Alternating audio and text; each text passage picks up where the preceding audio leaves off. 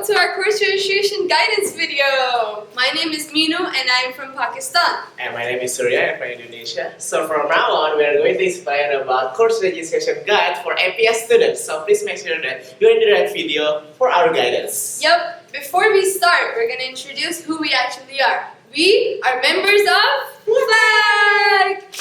What exactly is FLAG, Surya? I don't know, can you explain it for me? Sure! FLAG is a student staff organization which works with the academic office and the student office to help you, our new students, start their new life here at APU. That's true, eh? Yep. So, as Surya explained before, this is the course registration guidance video for our 2017 fall APS English-based students. So make sure you're in the right video. Okay, let's move on. Hi. Before we go on with our presentation, I'd like to ask you guys to take out your handbooks. That is the 2017 academic handbook, your course registration guide, and finally, your class list. Let's cross this out, okay? Okay, finally your class list. So please make sure before starting this video, before starting to watch this video, make sure you have these three things right next to you because we're gonna talk about it in the next few slides. Here's how our presentation is gonna go. First of all, we're gonna tell you about academic information, where we're gonna tell you about your annual calendar, your yearly, your timetable, your semester GPA, and different things. Next, we're gonna tell you about your APS major We're gonna tell you about APS majors that APU has to offer you. Then we're gonna tell you about subjects, what type of subjects and what kind of subjects that you can take at what time here at APU. Finally, we're gonna tell you about course registration, which is the most important part of this video. And finally, last but not the least, we're going to tell you about other academic information that is going to be important for your next 4 years here at APU. First part's our academic information. Like I mentioned before, in this part, I'm going to tell you about your curriculum. I'm going to tell you about your semester GPA. I'm going to tell you about your annual calendar. I'm going to tell you about your how your timetable is going to look like. So let's go. What exactly is a curriculum for APU? In APU, a curriculum is a set of requirements that are important for you to graduate, and that is also kind of like your identity here at APU as to what curriculum that you're following. As you know, in APU, we have 3 different kinds of curriculums. We are 2006, we have 2011, and then we have finally 2017. Since me and Surya joined before 2017, we are part of the 2011 curriculum. But since you guys joined in from 2017 fall, you are going to be part of the new and improved 2017 curriculum. So make sure you have that in mind, that you guys are part of the 2017 curriculum, not part of these 2 other curriculums. Next, we're going to talk about how exactly do you attend classes here at APU. You attend classes by checking the course timetable first. That comes before your course registration. Then you choose your subjects as to what you want to take. You check their syllabus, you check their requirements for that course on Campus Terminal, which we're going to explain later in this presentation. And then you choose your subjects, and then you register for them. Once you register for them, you start your classes. In those classes, you get 100% attendance. Attendance is something that is very, very, very, very important in your life here at APU. Isn't that right, Surya? That's true. That's true. So please make sure that you have your time to classes. Yep. Next, always and always and always do your homework and your assignments. That's one very crucial part of your life here at APU. Finally, we have a requirement to complete the course. That is an evaluation form. In order to know that our students are completely and happily satisfied with our professors, we have an evaluation form by the end of each class, which you have to fill and tell us how happy you are with our professors here at APU. And finally, you wait for your result and you acquire the credits as to how you've attended your classes. Here's how your academic calendar looks like. This is your annual calendar in which we have 2 semesters each. That is the spring semester and the fall semester. In these semesters, we have 2 quarters respectively, the first quarter and the second quarter. In between these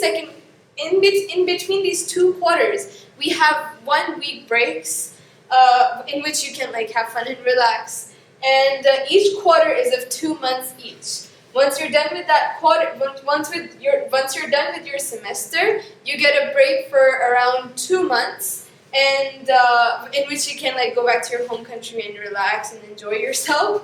But before that big break starts, you have 2 kinds of sessions here at APU. That is the summer session and the winter session. in which you can apply for courses, you can study more, and you can use these sessions to improve your GPA, to improve your credits, to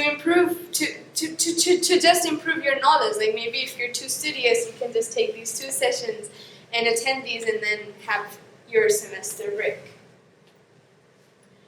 What types of courses do we have to offer at APU? We have 3 different types of courses here at APU. That is the lecture subjects, seminar subjects, language education subjects. Our lecture subjects are of 2 types. We have quarter-based and semester-based. Semester-based are those which you're going to attend for the whole semester, and quarter-based are those which you're either going to attend in your first quarter or in your second quarter. Like I mentioned in the previous slide before, each quarter is of 2 months each, so you'll be studying that specific subject if it's quarter-based for only those required months that you have to study in. But for quarter-basis subjects, you have 2 classes per week, but with semester-basis subjects, you have only 1 class per week. And the total number of classes that you're going to attend in your whole semester is 15. Next, we go to seminar subjects. APU has seminar subjects that it offers to first year, third year, and fourth year students. And these are only semester-basis students, which last for 4 months. And these also are 15 classes each. And the credits are 2 for your seminar subjects. Finally, we have language education subjects. So we have 2 types of language education subjects which we are going to explain in the further slides that are coming. But these are 4 and 2 credits each. But with the 4 credit, and these are also semester-basis subjects.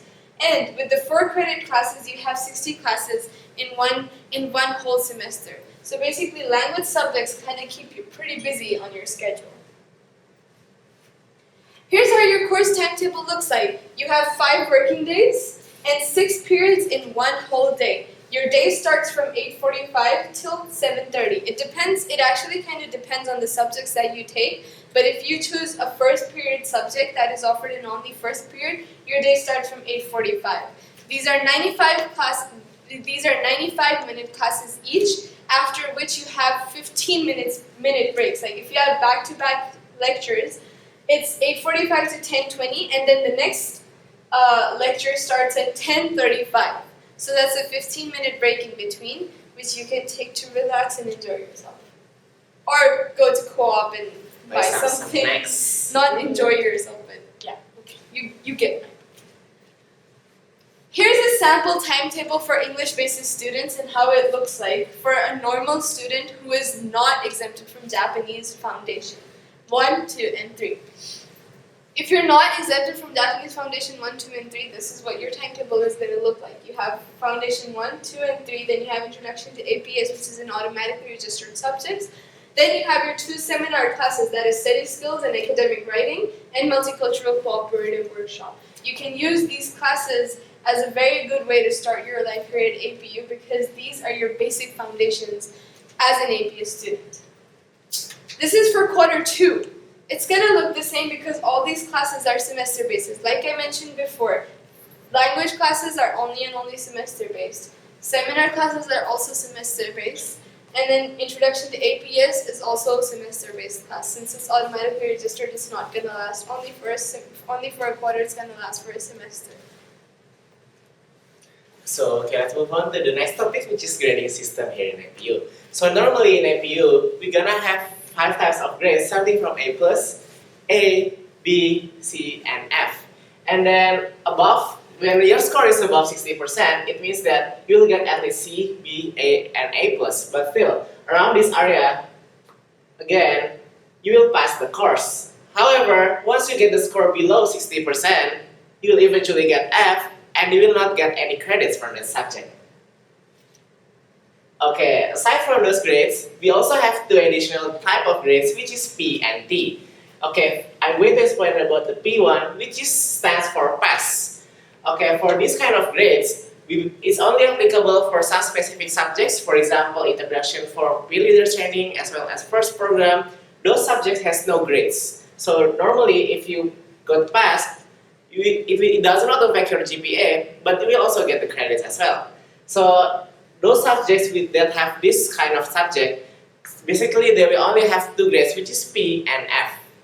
Okay, so next one will be transfer grades. So this one, It's only applicable for those who are going to do an exchange program, as well as for those who just transferred here to APU. So normally the subjects that we have taken there in other university, you can transfer into APU and then it will become P grade. It's the same like P grade, it does not affect your GPA, but still you can acquire credits from the other university.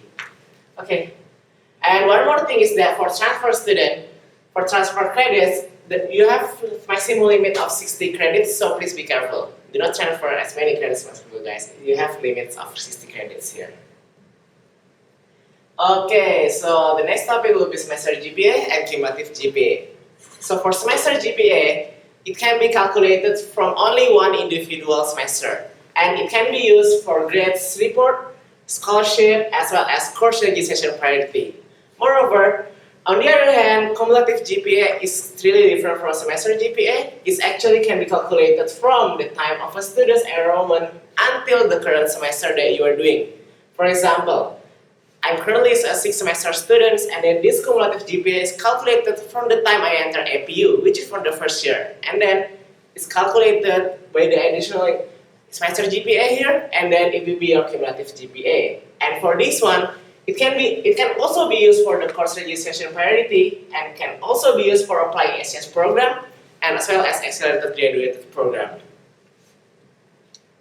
Okay, so this is how you calculate your semester GPA and cumulative GPA. So for this one, the calculations, if you want to calculate by yourself, you can refer to Academic Handbook page 130, and then if you want, just in case that you want to calculate this one by yourself, it's also fine. You can just take the textbook, but actually the university will do it automatically for you.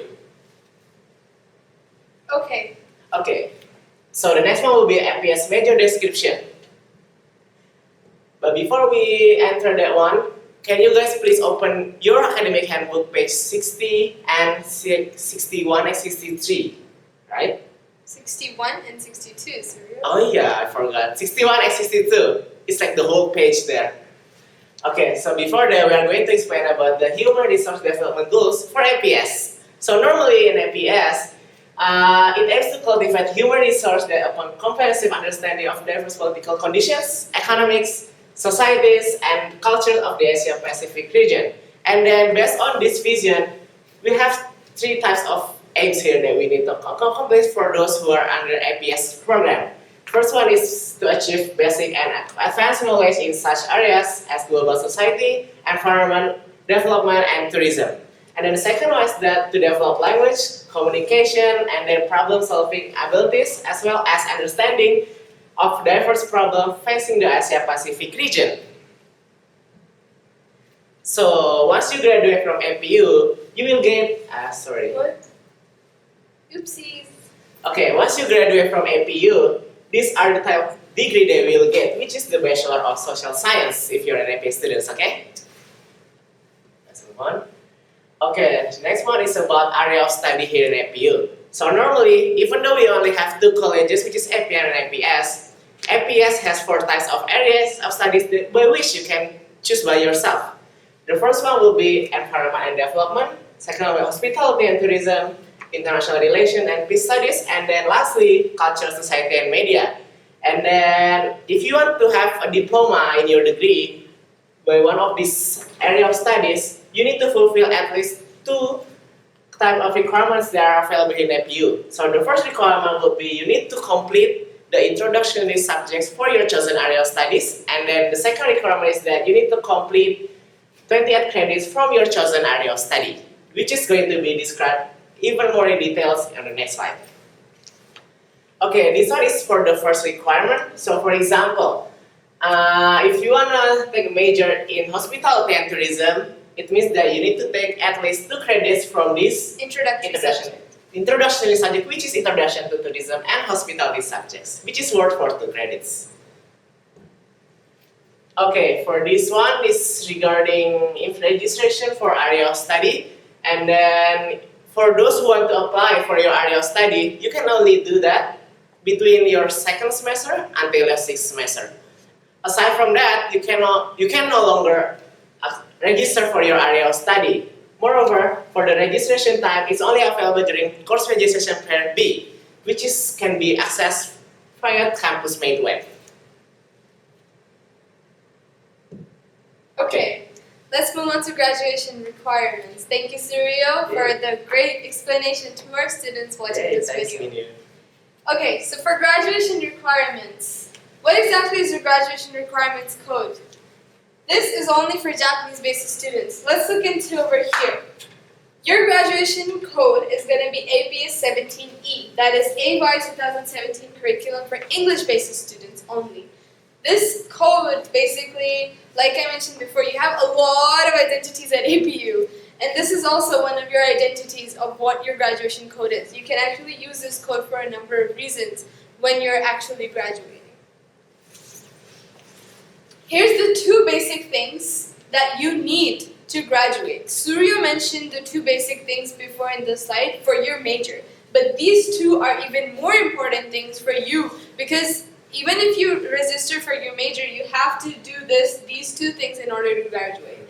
That is to be enrolled for at least 4 years until or unless you're in you're in the accelerated graduation program. In that case, you kind of do it a little beforehand. But it's only an exception for transfer students and for students who have been suspended for doing some disciplinary action or any other thing. The second one is that you have to complete at least 124 credits in total of all your education fields that we're going to explain later. These 124 credits are further divided into different parts of education, of language and education fields that you have to fulfill. So here's like the detail of the previous two requirements. First, you have to complete at least 124 credits for your graduation. Then you have to fulfill the credit requirements for each subject field. Like I mentioned, these 124 credits are further divided into different parts. Then you have to complete your required language subjects. That is for your Japanese basis. That is for your Japanese language subjects.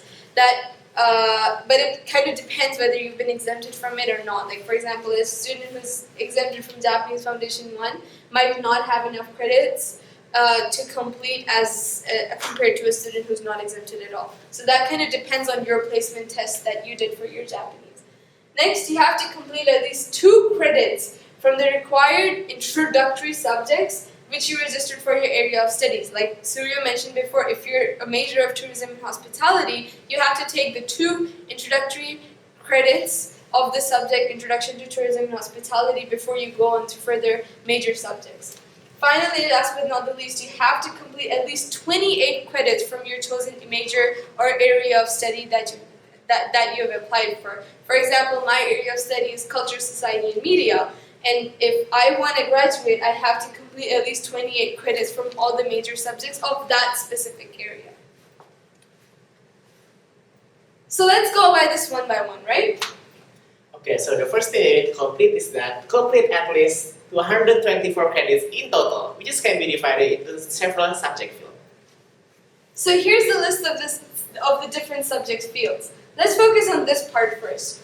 These whole subject field credits add up to 124 credits, which you have to fulfill. These 124 credits are further divided into language, common liberal arts subjects, language education and common liberal arts, APS major, and other college subjects, which we're going to explain further. The second one is to fulfill the credits requirement for each subject field. Here's how you complete the credit requirement for each subject field. As you can see, for common education subjects, you have Japanese. This is for those who are not exempted from Japanese at all, who start from Foundation 1. For those, you have to complete 16 credits of Japanese. You have to complete 16 credits of common liberal arts subjects. You have to complete 8 credits of language education and common liberal arts subjects. That's up to you, whether you choose to complete these 8 credits in language education subjects or common liberal arts subjects. Last but not the least, you have to complete APS major education subject, that is 62 credits. And then these 62 credits are further divided into 2 different parts, right? Which we're going to explain further. But I'm just going to tell you that these 62 credits are further divided into 2 parts. Okay, so the third one is that you need to complete the required language subject, which is of course the Japanese itself. Here's, like I mentioned before in the slide, this is the required credit this is the credit requirement for those students who are not exempted from Japanese. Before you graduate, you have to complete 16 credits of Japanese. Otherwise, you won't be able to graduate. If you don't complete these 16 crucial credits, you're not going to be able to graduate from APU. No matter how you've completed these credits, if you do not complete your language education credits, you're not going to be able to graduate.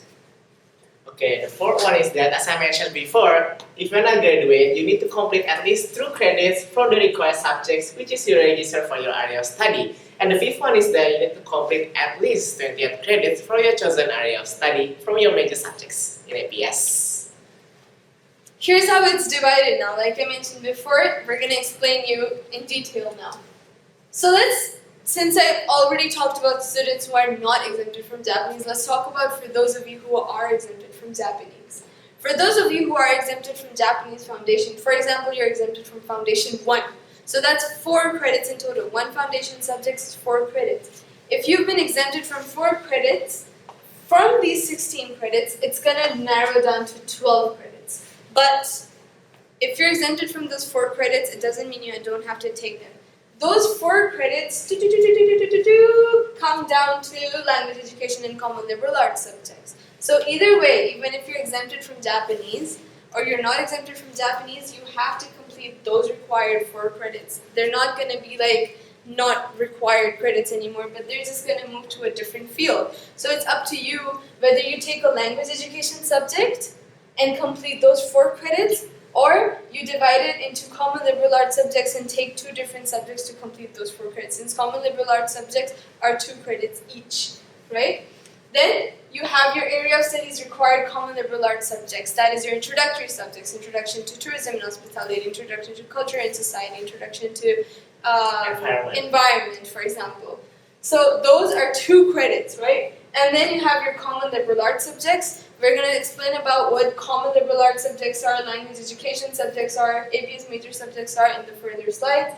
Then those 62 credits that I was talking about, let's go back a little. These 62 credits that I was talking about are divided into these 2 parts. Like Surya mentioned, you have to complete 28 credits of your major, of the major subjects of the chosen area of study that you've chosen.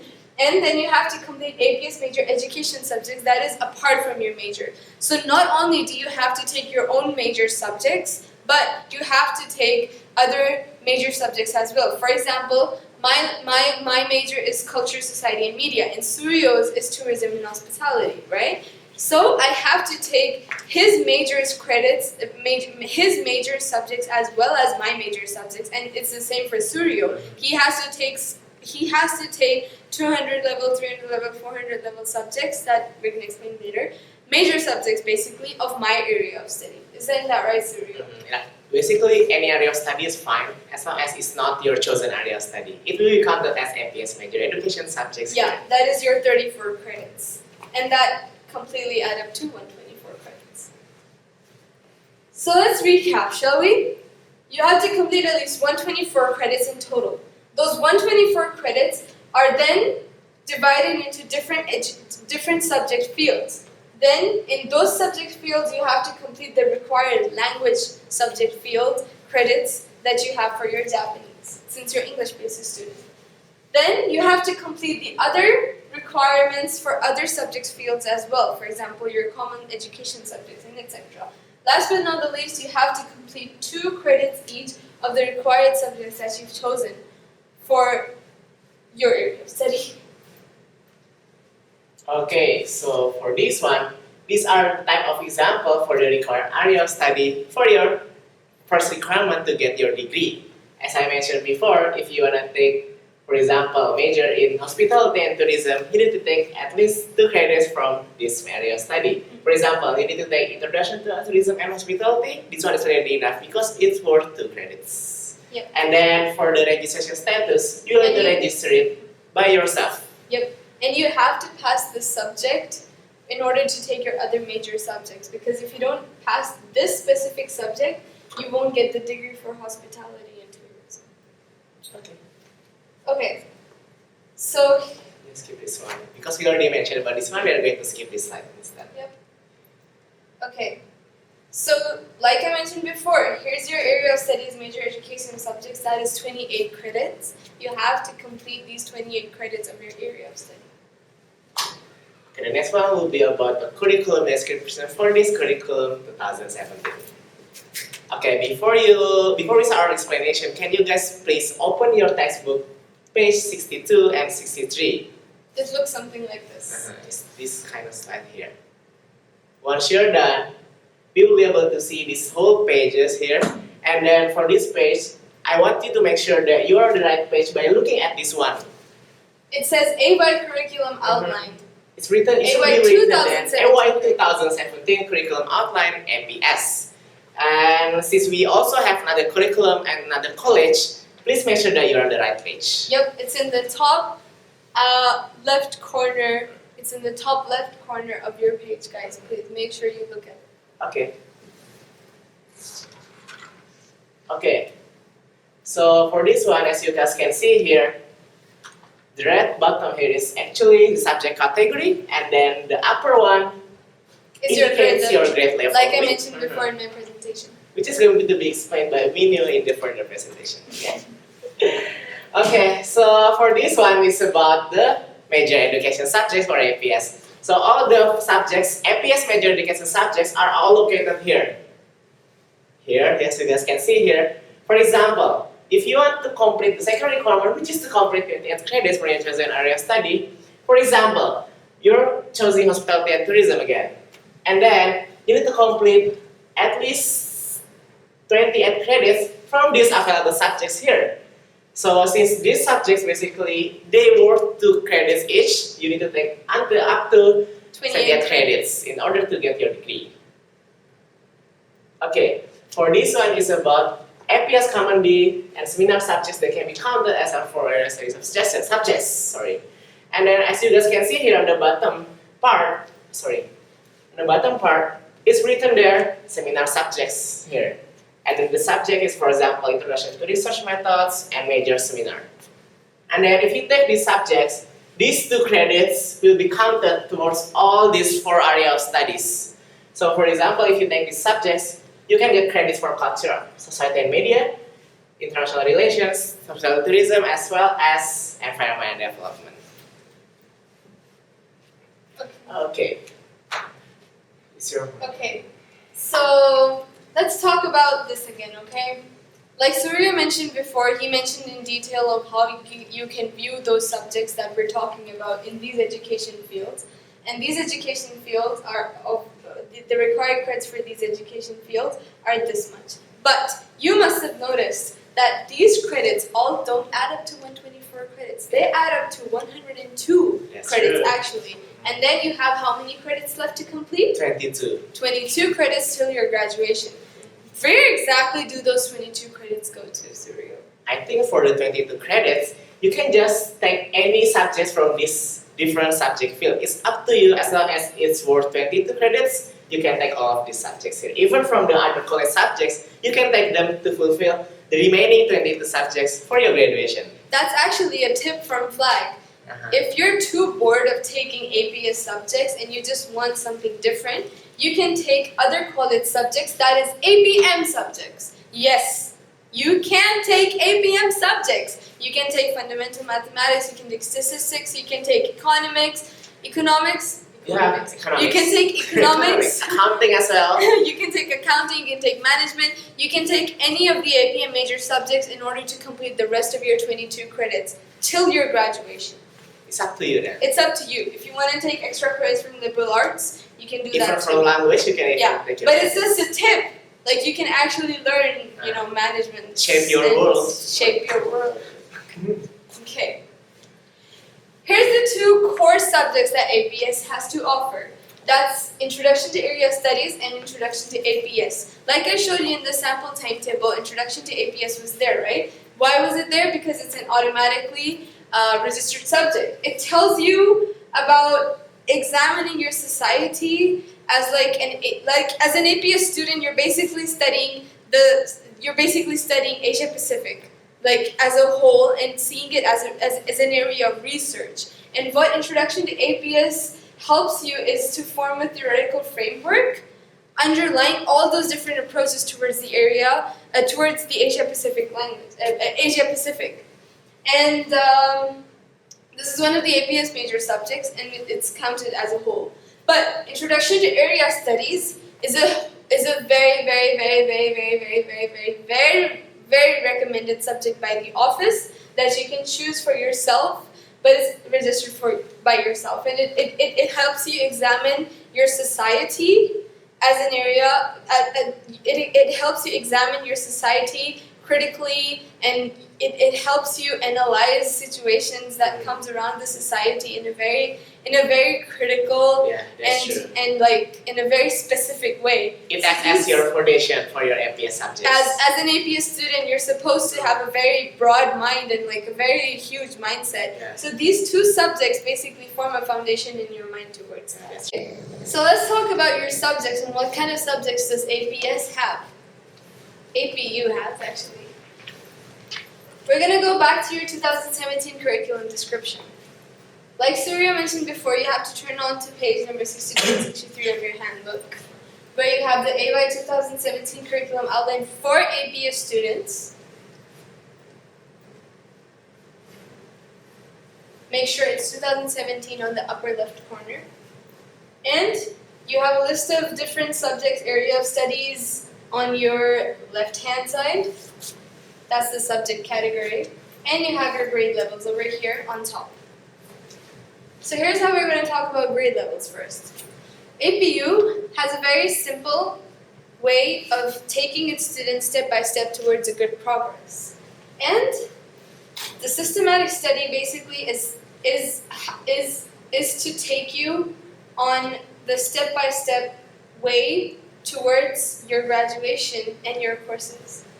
Since we mentioned about grade level before, here's how to tell you about grade level. You have 100 level, 200 level, 300 level, and 400 level courses. 100 level is primarily for first year students, 200 level is for second year, 300 level is for third year, and 400 level is for fourth year students.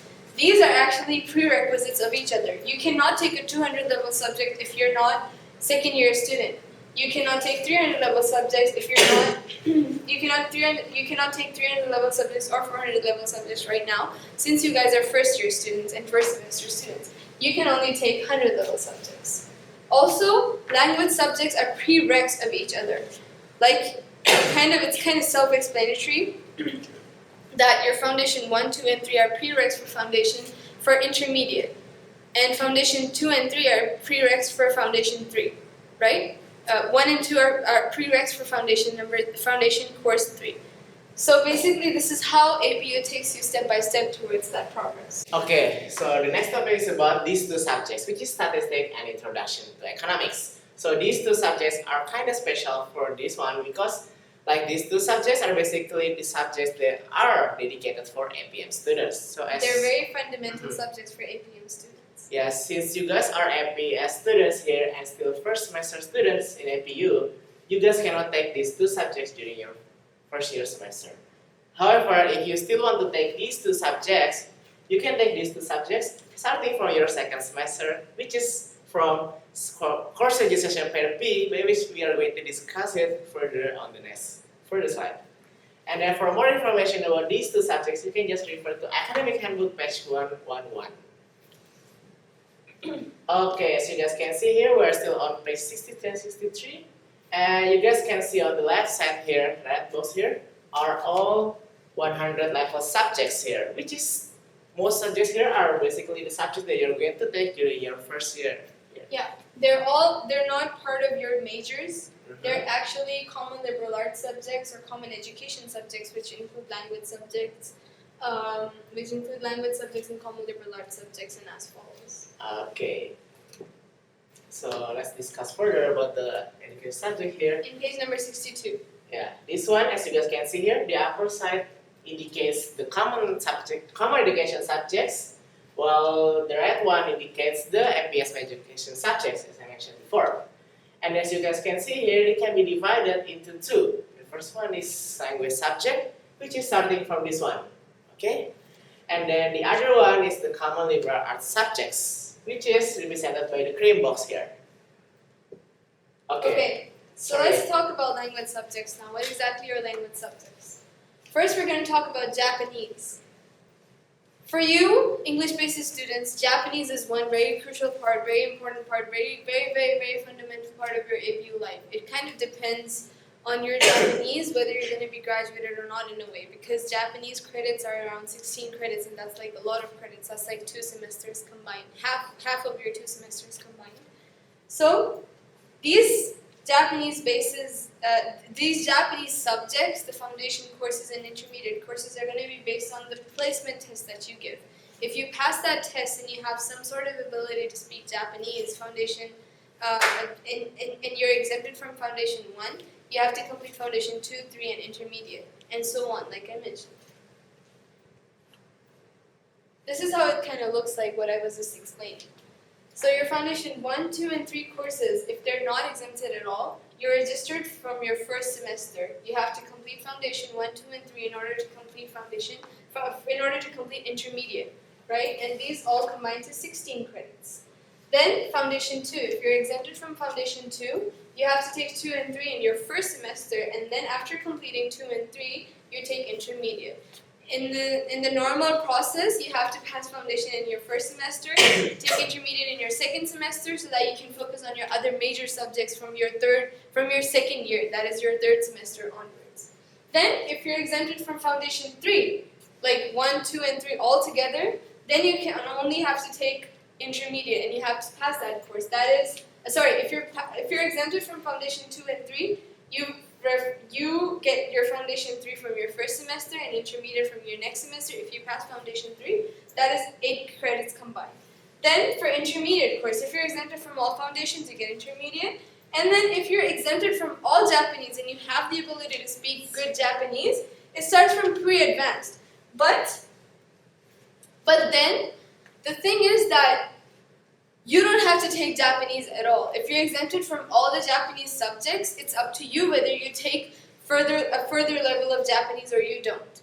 Like, for example, if Suryo here is really good at his Japanese skills, and he's exempted from foundation 1, 2, and 3, and intermediate, it's up to him whether he takes a higher level of Japanese subject. It's optional. It's optional. Okay, the next thing that we're going to talk about is about English subject here in APU. So as you guys can see here, even though you guys are English-based students, you guys are able to take advanced English subject here in APU by doing advanced track here. So advanced track here in APU, it can be divided into 2 parts, which is advanced English 1 and advanced English 2. So for advanced English 1, normally you will need to be able to apply for 1 semester in advance in order to apply for these subjects. However, for advanced English 2, you don't need to apply in advance, but still, you can take this subject only during course registration period B, if there is still vacancies. So one more thing again is that if you guys wish to take this subject, you can take it. If you want to improve your English, this is your only chance. But usually, these subjects are given top priority to just Japanese-based students, since they need to work on they need to work on their English.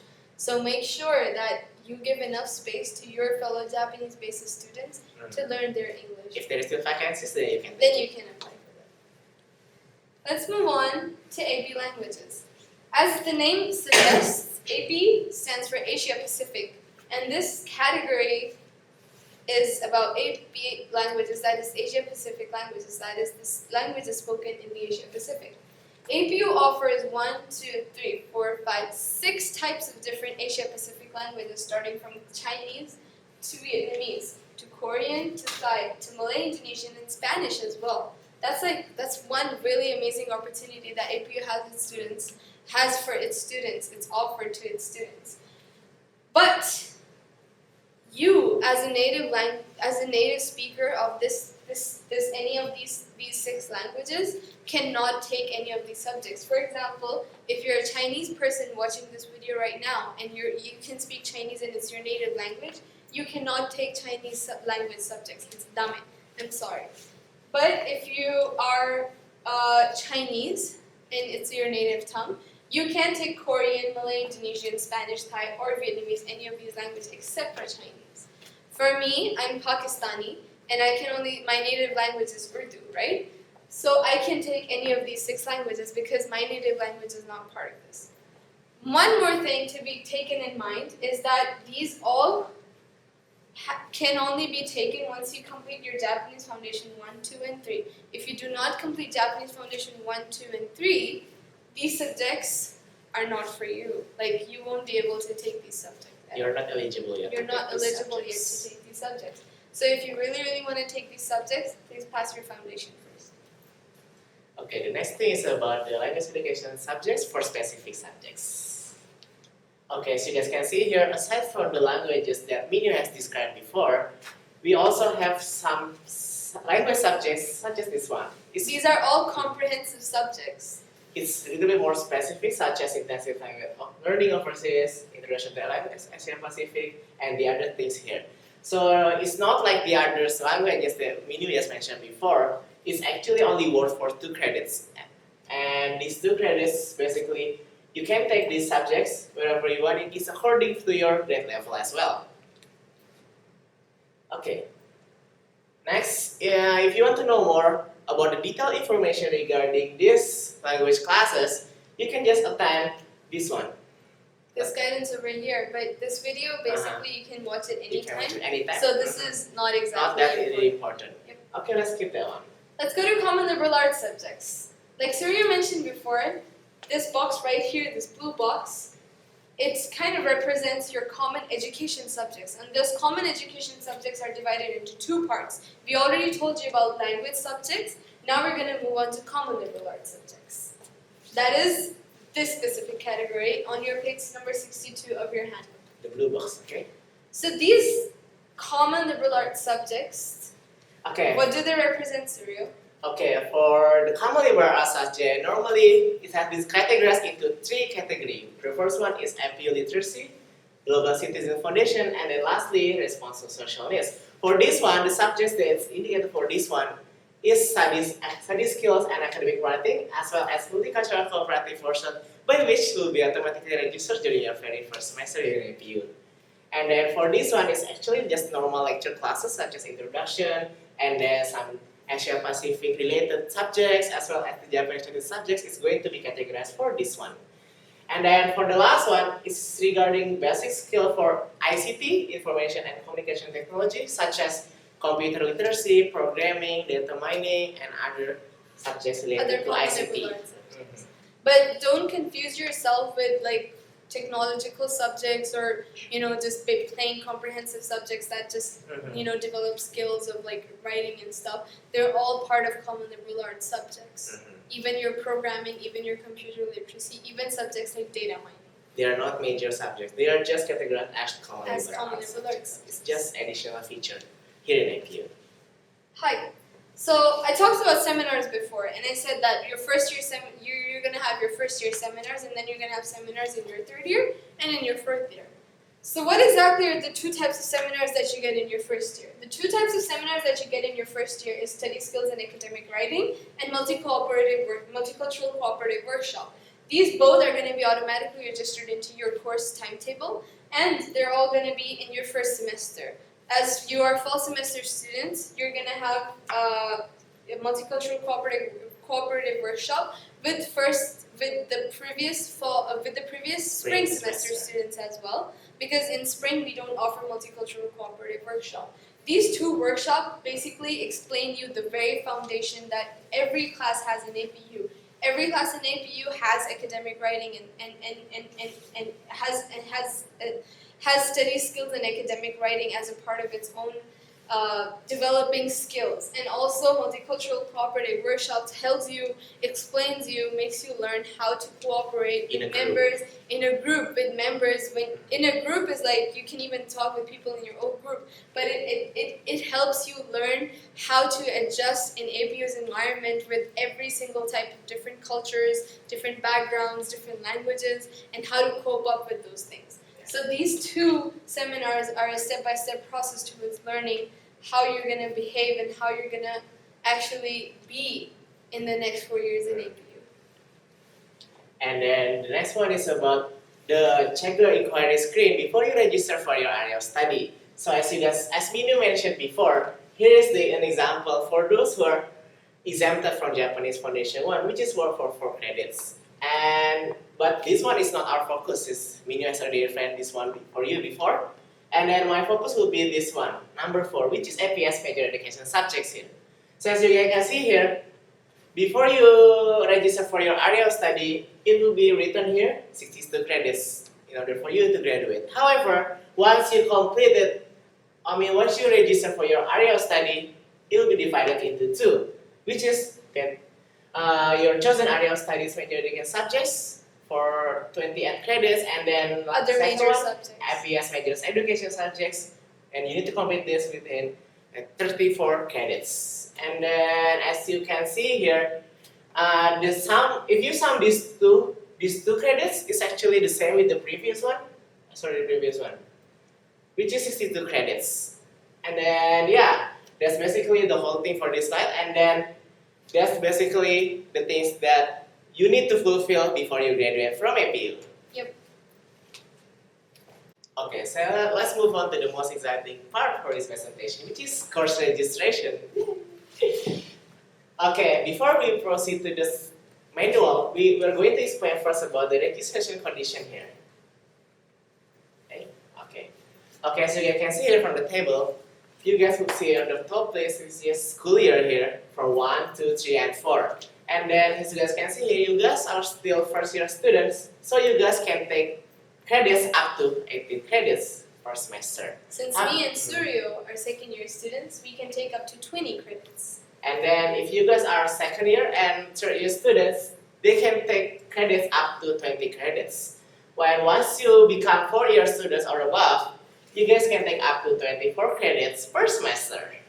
Okay. That's a lot of credits. That's a lot of credits, guys. Okay, basically this one is for the regular students, but however, we also have some exceptional for those who are under accelerated graduation Like I mentioned, programs. that this is a program that APU offers and you can actually apply for it.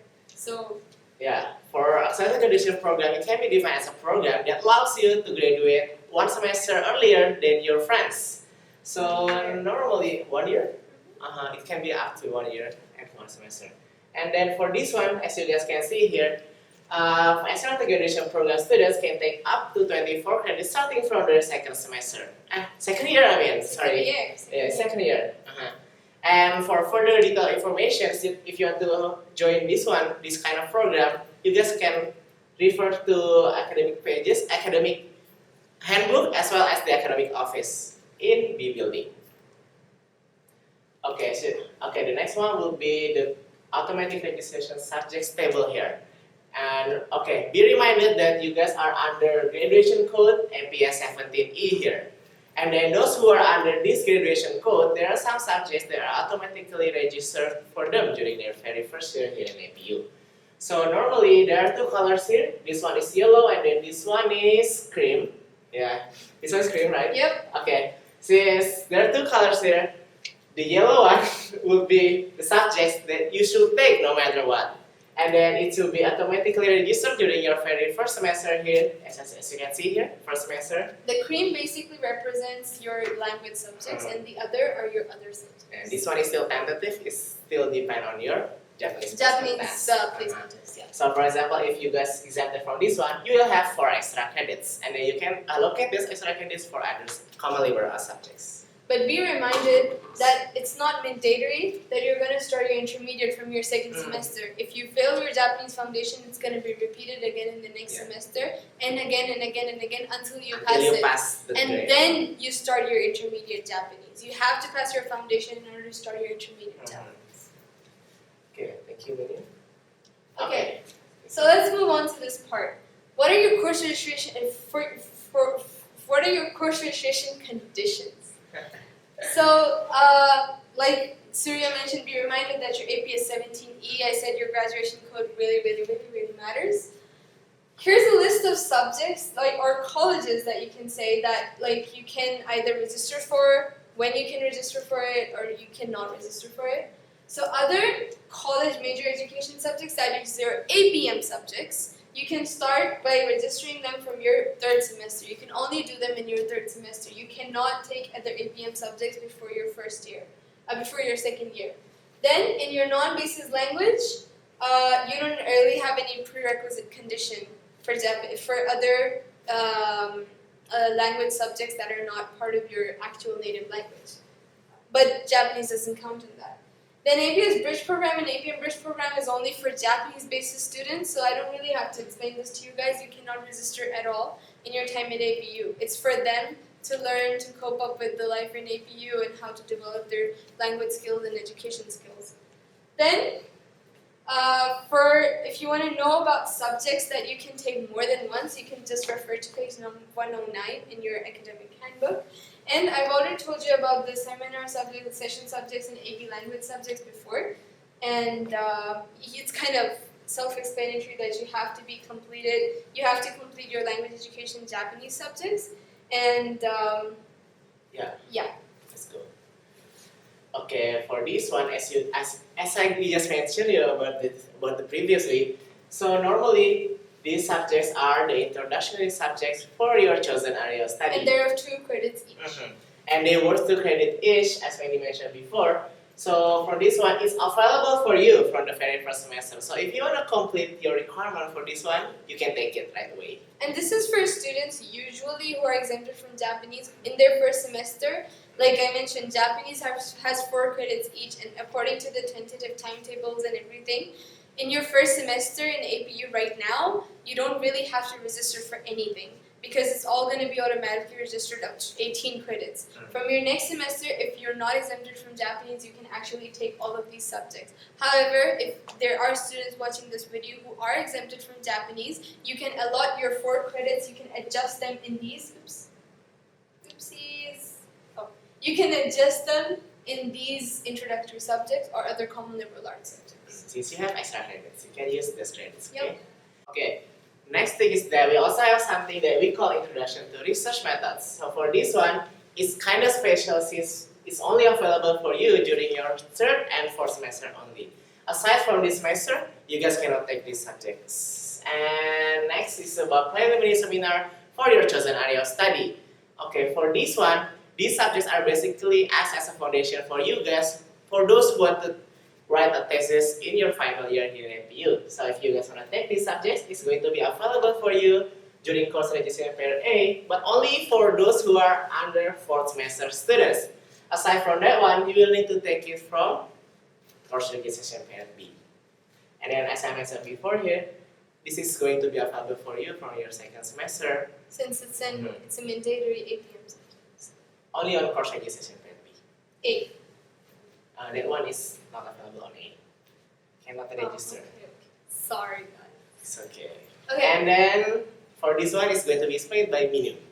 Thank you, Suryo. So here's a list of very fundamental APM subjects. That is Introduction Management, Accounting, Marketing, Finance, Organizational Behavior, Production Management, Legal Strategy, and Businesses. These are all available to you from your 3rd semester onwards, but you cannot register these subjects, this list of subjects in your course registration period A, because these are given top priority to APM students, so they can register for these. They can register it first, but then you can only register it after that period if you want to register for these subjects. Make sure that the vacancies are clear when you're taking these classes, because since the top priority are APM students, it's possible that there might be no vacancies at all in these classes, in your 3rd semester at least. Then you have another list of APM subjects. Global Management Capstone, I'm going to tell you about this first, is a very, very fundamental APM subject for only APM students, so you cannot register it at all in your 4th year, in your 4 years in APU.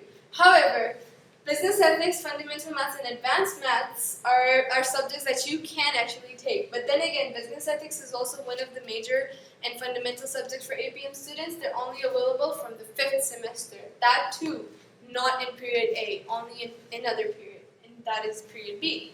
And Fundamental Maths and Advanced Maths, since it's also, these two are basic, very, very basic APM subjects that students usually take in their 1st semesters, or maybe in their 2nd semester because of their Japanese. So it's better, so it's only available to you in your 3rd semester. That is your 2nd year. Okay, the next one will be about the registration schedule.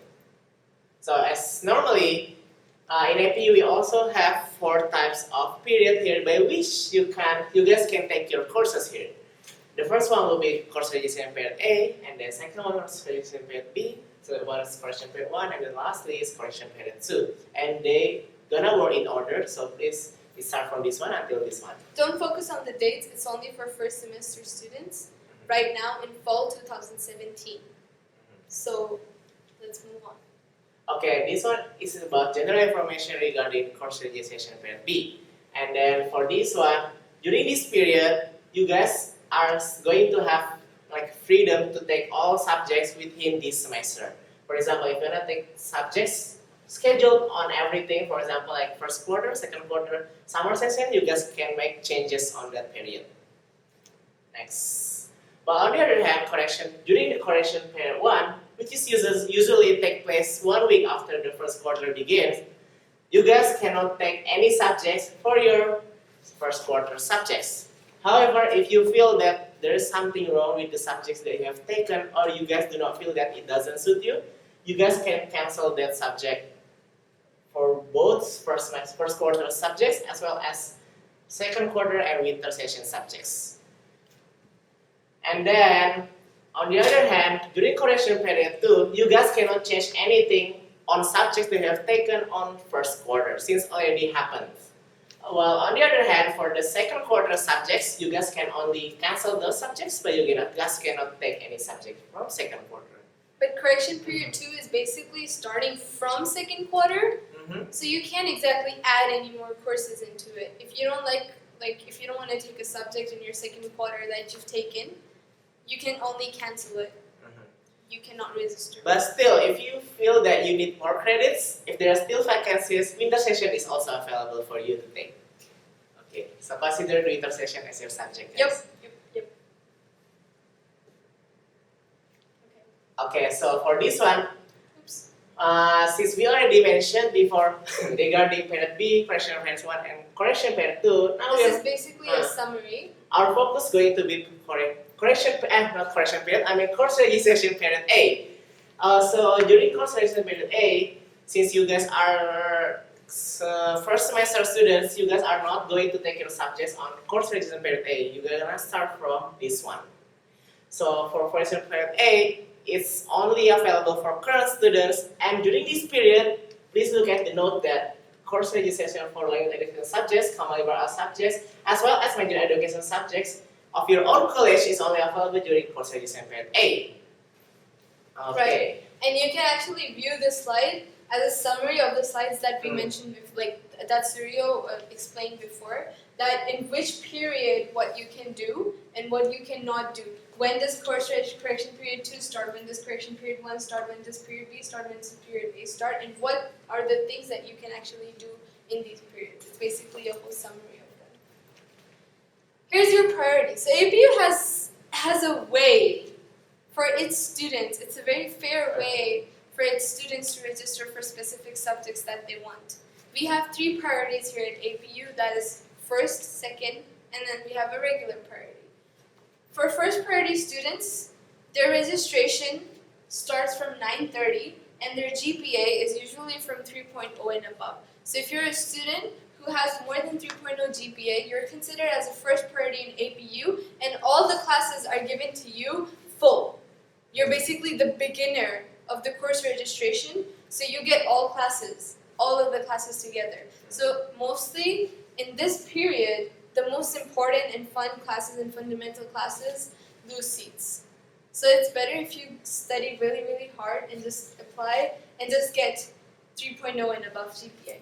Second priority is for those of you who have 2.5 and above GPA. But since first priority starts from 3.0, it's basically from 2.5 to 2.5 to 2.9 for second priority, right? And it starts from 12:30. And then a regular priority is for students who have less than 2.5 of a GPA, and their time starts from 3:30 p.m. This is all p.m. 9:30 a.m., 12:30 p.m., and then 3:30 p.m. Be reminded that your semester GPA and cumulative GPA are 2 different things, as Surya mentioned before, and the university takes priority as to which one's higher. For example, if you have a C GPA, cumulative GPA of 3, for example. 3, for example, and you get a semester GPA 2.8. for like 2.8, your cumulative GPA will be given more priority since it's higher than your semester GPA. So that makes you first priority. However, if your semester GPA is like around 3.5 and your cumulative GPA is like 2.0, your semester GPA will be given priority and then you will be first priority. And the priority system is only applied to course registration period A. Since it's the very beginner, it's the very start of the course registration, so it's only in period A. But for the rest of the periods, all students can apply at the same time. It doesn't work on course registration period B. Yes, nor correction periods. Okay, so these are the course registration schedule for this semester. So for course registration B, which is the first thing that you're gonna do for your subjects, is going to be on October 2nd, starting on 10 a.m. until October 3rd, noon, 12 p.m. But this is usually this slide is kind of for 2017 fall semester students, and this video might be viewed later on, so you don't really have to focus. Yeah, you don't really have to focus about this one. Okay. It's about the syllabus itself. Yes, syllabus is really important, guys. So why syllabus is important? Why is it? Do you know about this one? So Can you normally, explain it to them? of course. Okay, syllabus is really important for you to get to know more about the subjects that you want to take for the upcoming This course is one registration. very, very convenient So, way in APU to get to know about your language, for your subjects. So once you access the syllabus, you have so many access for these informations. Subjects, classes, professor's name, overview of the classes, requirement for subject, as well as the materials needed for your subjects. And then this is really important for you guys because before the course registration, you need to make sure that this course is suitable for you and really important for you guys to take. Okay? So from now on, I'm going to explain on how to access the syllabus itself. So normally in APU, there are two ways to access the syllabus. The first one is from the campus terminal itself. And You can manually access this one from the internet. However, for this one, we are going to explain on how to apply, on how to access the syllabus from the APU official website. So from this website, you can just click on this menu here, and then it will lead you into this page, and then you click into this one, and then it's gonna lead you into this campus, right? A campus terminal login screen. And then as you guys can see here, there are some syllabus column here by which you can access without doing the login process. So you are not required to log in. You can log in and check your syllabus, but you really don't have to log in. It's optional. Okay, here. Okay, so here's how it looks like when you log in. Once you log in, on your general information for the university as announcements, you have syllabus. Click on syllabus, and you get this kind of a pop-up, which you can search by course, by instructor. And you also have a manual on how to search for your own courses. Then this kind of screen shows up. If you click on search by course name, this kind of screen shows up. So it has the course name, the instructor, and then you can actually go into specific details as to when the course is offered and when it's not offered.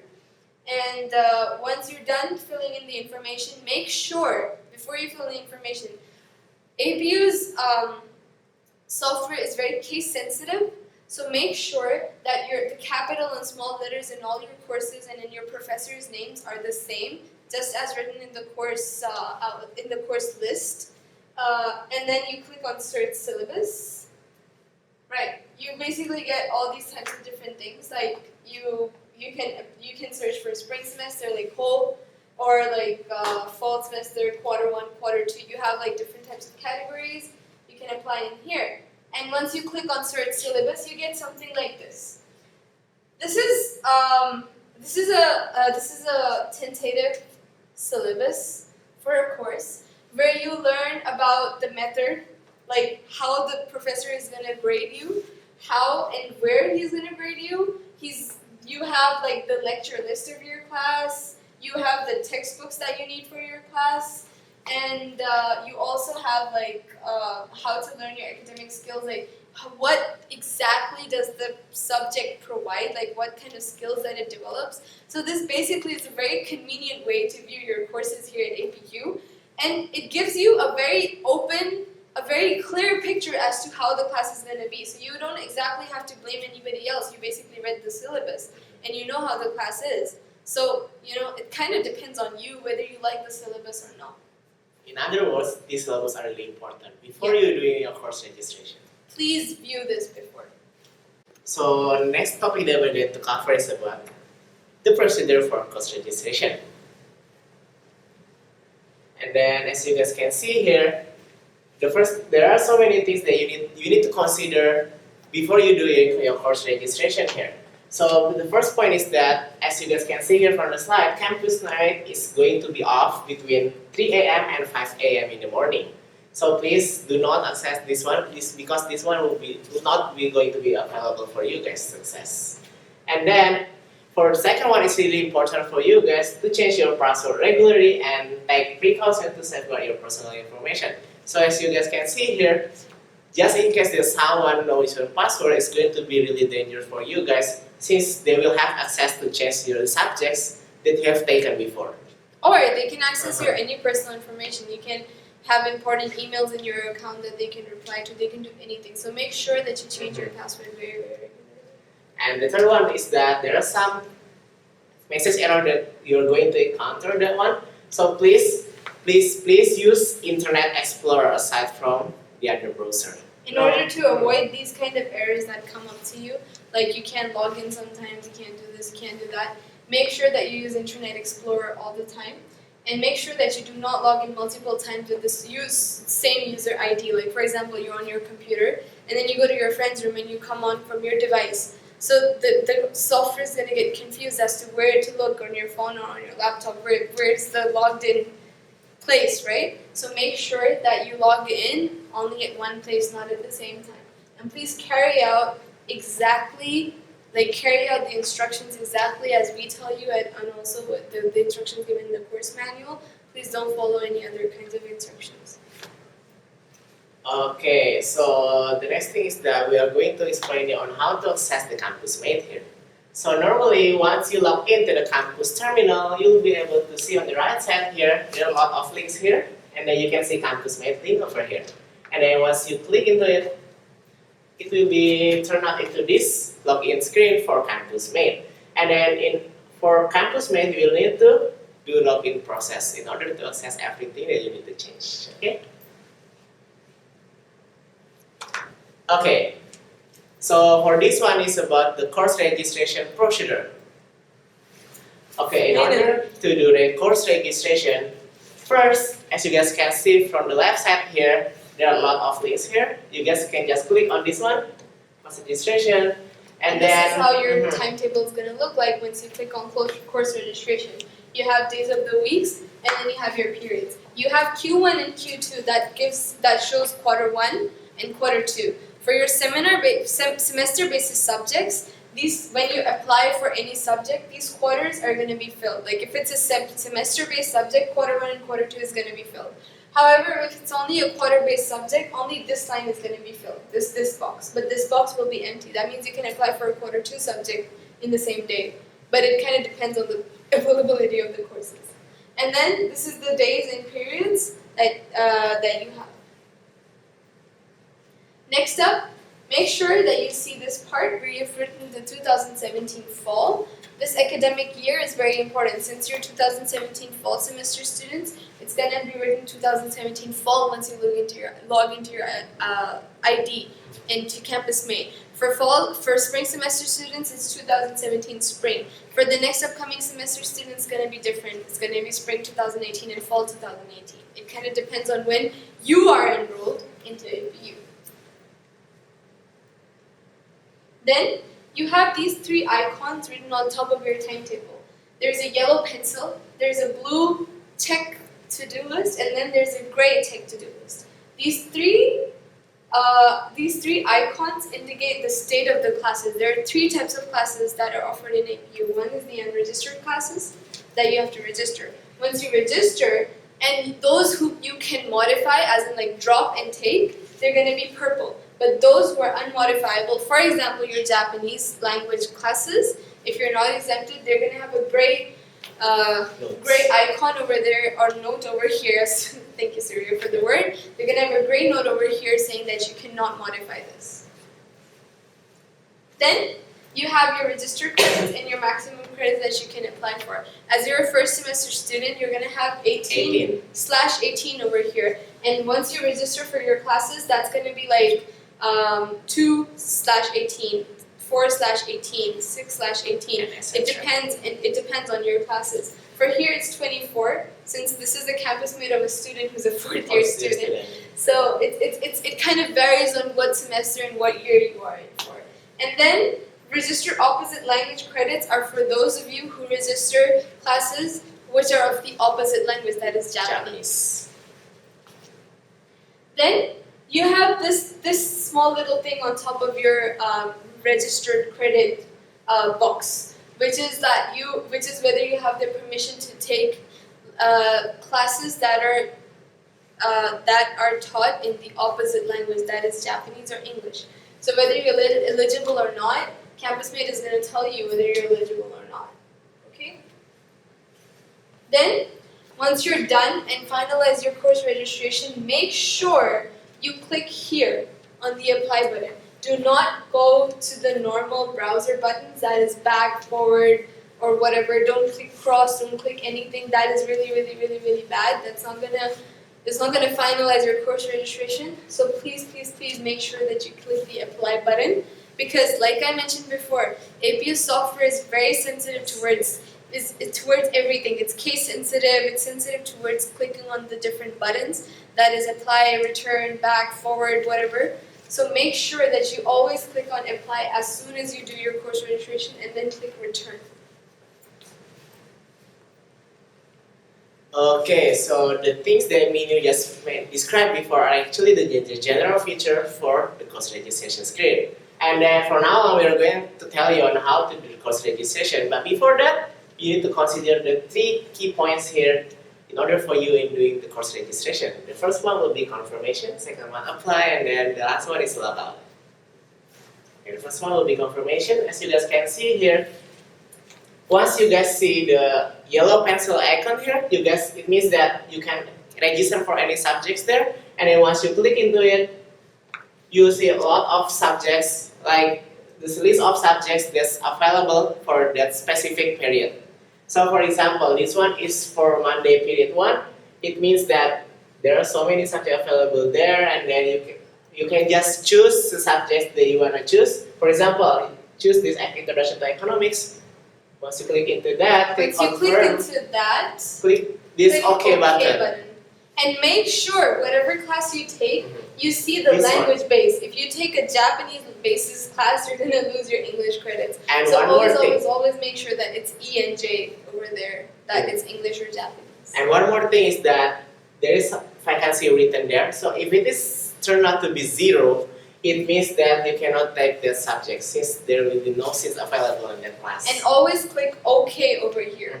Once you're done registering, just because you click on this, it's not gonna. If you only click this one, it's not going to be registered to your schedule. And all your seats are gonna be gone.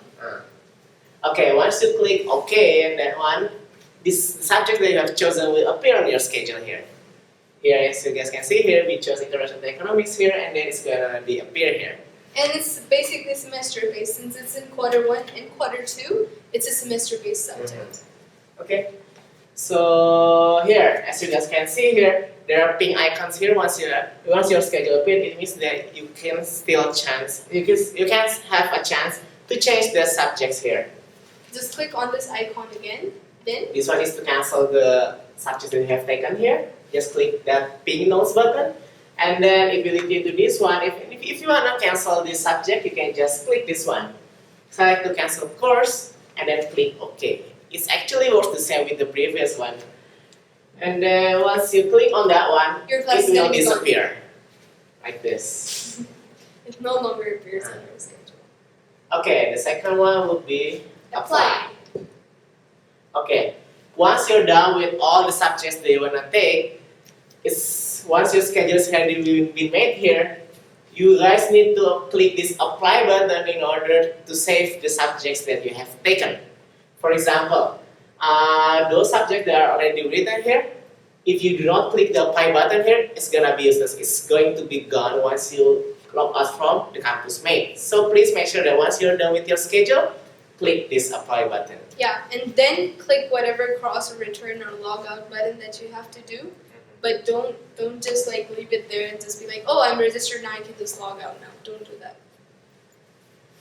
Okay, so lastly is about the printing of the course Once you registration. click apply, then Mhm. this type of screen is gonna show up with like the list of all your classes. So at this line, as you guys can see here, these are the list of subjects that we have taken.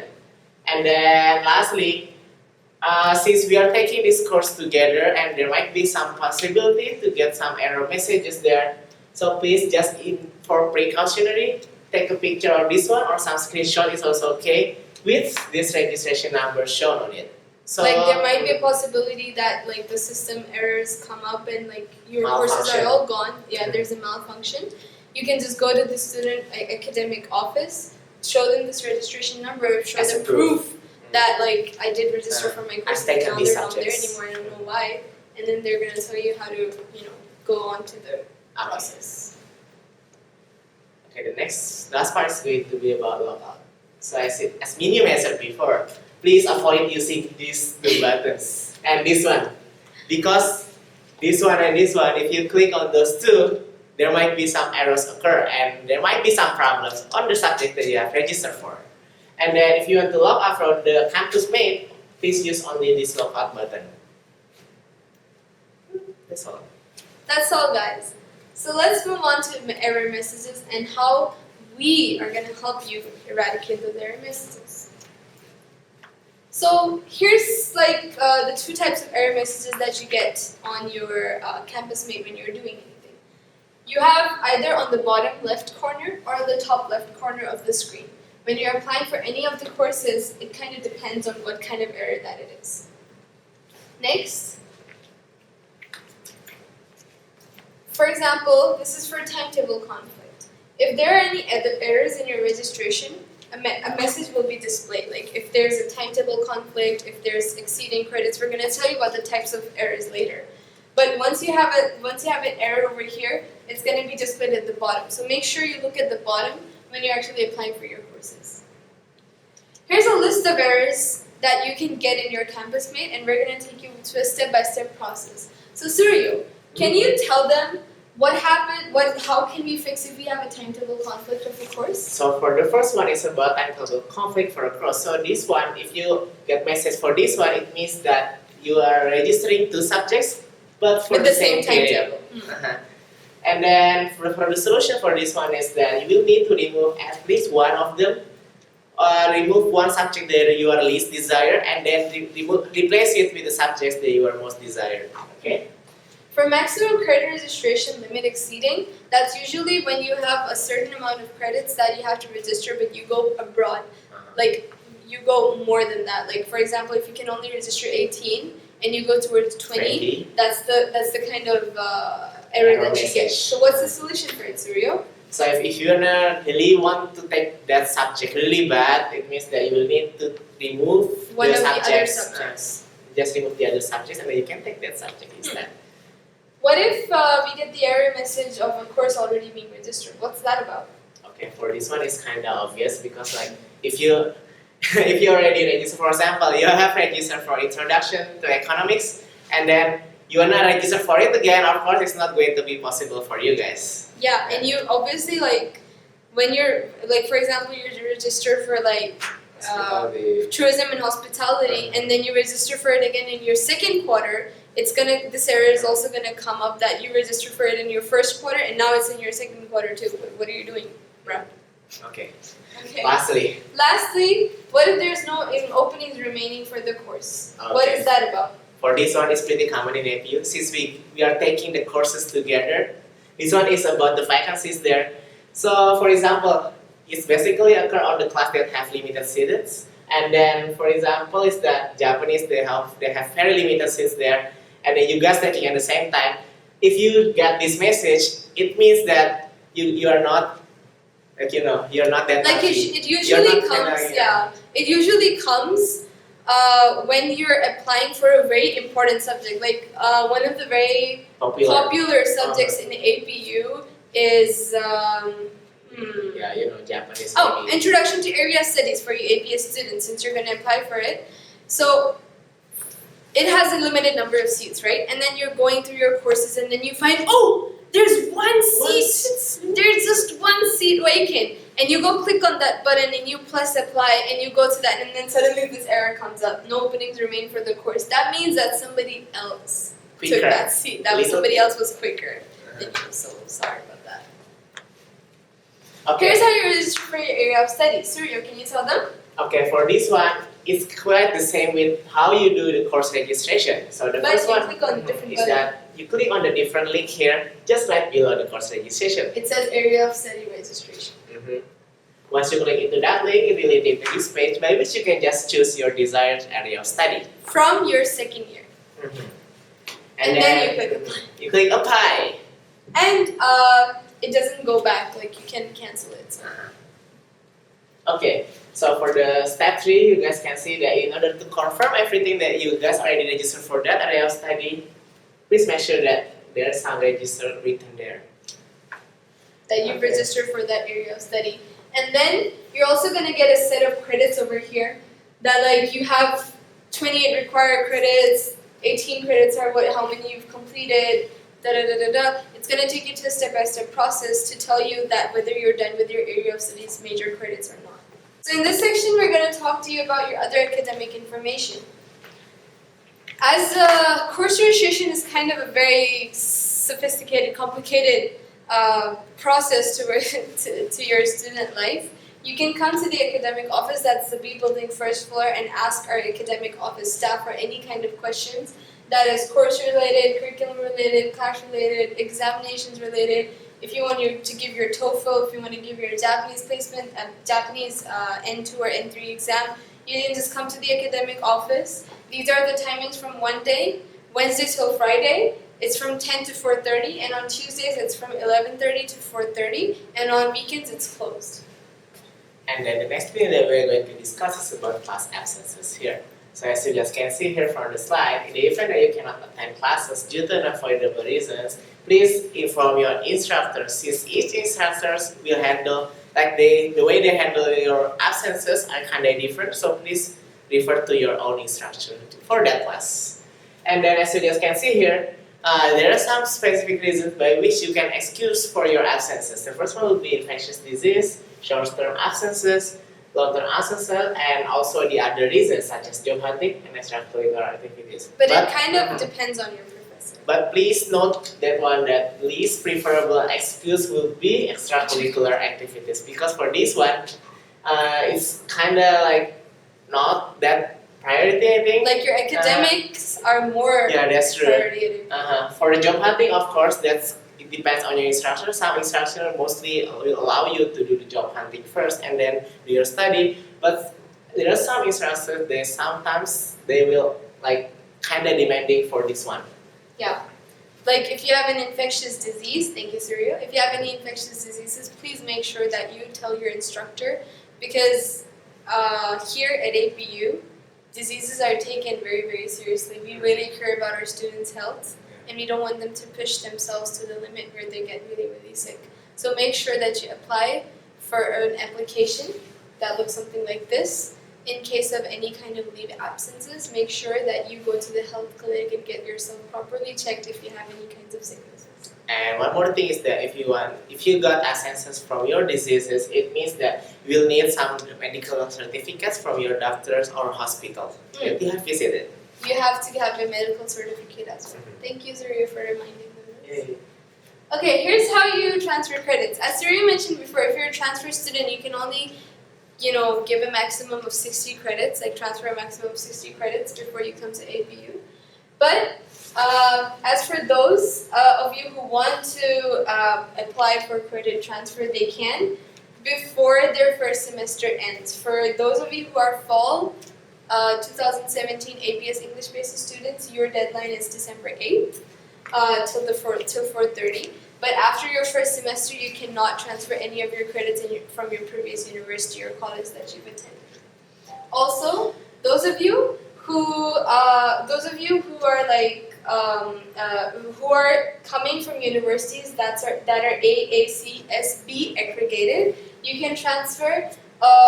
You can only transfer up to 20. You can transfer up to more than 20 credits. Actually, like it's mentioned, more than 20 credits can be approved when transferring credits to APM from universities which are aggregated from AACSB. But still, since you guys are APS students, these things are not really affected to you. Yeah.